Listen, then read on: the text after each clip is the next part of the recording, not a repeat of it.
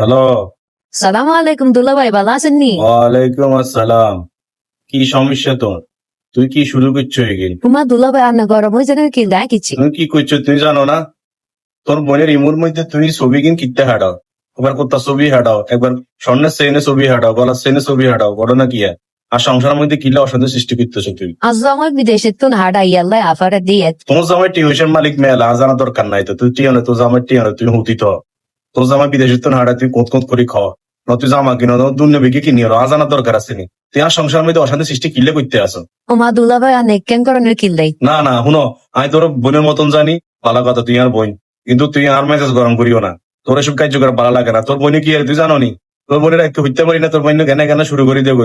এত সুন্দর জামা, এত সুন্দর চেন, ক্যা এত কিছু কিনলে তোর এই কারণে আর সবসময় অশান্তি সৃষ্টি করতে আছে। তুই এসব কিন করিও না, কিন্তু শুনো, আগে কিন্তু তুমি আর ছবি টবি হাঁটাবে, আগে কিন্তু তোর মোর কাছে বিছে দিম, তখন বুঝবে কত জানে কত চাই। ভালো হয়েছ কিন্তু।